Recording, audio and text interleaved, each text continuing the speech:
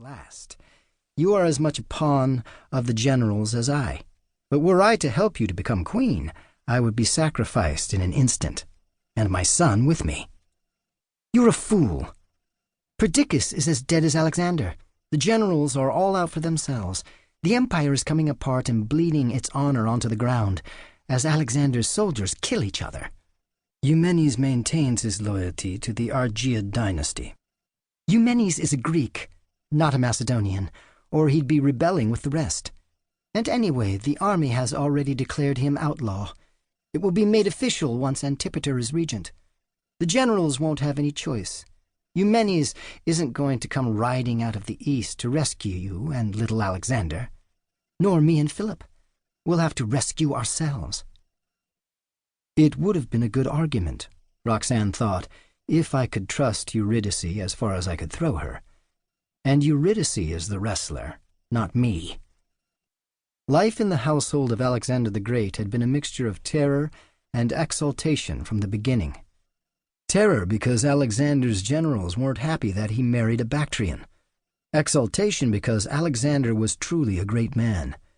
Frightening and tempestuous, but a man of great and grand dreams. A man who, if his life hadn't been cut short, might have melded all the peoples of the world into one people. A man who saw past the surface, who could even see civilization, or at least the potential for it, in a blonde Gaul or a Roman. But the dream was as dead as Alexander now, and the generals had turned into jackals. And Eurydice was a hungry tigress, swishing her tail and ready to pounce.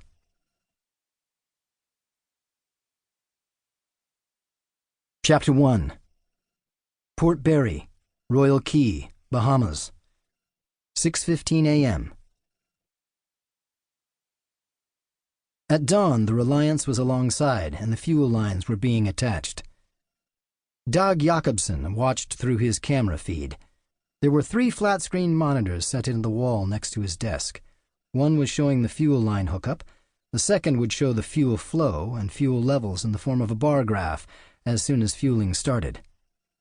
And there it goes, Dag thought. The third was his computer monitor, which had a form that Dag would be filling out as the fueling proceeded. There was a leak in the fuel line coming from barge 14, but it seemed to be very minor. Dag zoomed in on the connection and saw that it was only a few drops. He made a note on the form.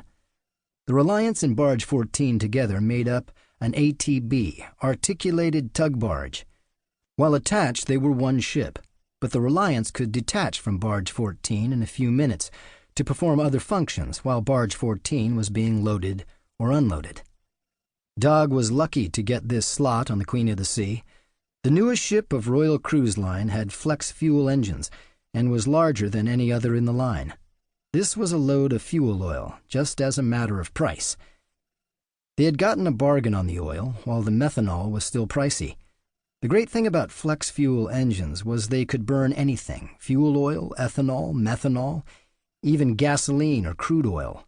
If it was liquid and would burn, they could use it for fuel. Then the power went out. Dag lost his video feeds and heard a boom. The boom was followed by a crunching sound, and the ship shook. That was bad. This was a 4,000-passenger cruise ship. It didn't shake. Not unless there was very, very heavy weather or a tidal wave. Dag was already out of his chair, running for the fuel loading area, when the emergency power came on. Arriving at the forward fuel loading station, Dag heard a welter of shouted arguments. The room was a large one, with pipes painted in bright colors to indicate the type of liquid they carried. But even on a new ship, and with a good crew, this was a working area. Dirt, smudges of oil, and other natural byproducts of work being done were present, and so was a bucket with a mop in a corner, ready to fight the never-ending battle against the oil and grime. Sunlight poured into the space from an open porthole the size of a garage door. 4 15-centimeter-wide fuel lines went from the red pipes out the porthole. "What was that?" Bayani Pasquale asked. "Damn it, Bayani. The princess is gone, and so is the bar on the point. Hell, the point is gone. Will you stop asking what it was?" "But what was it?" Bayani almost whined.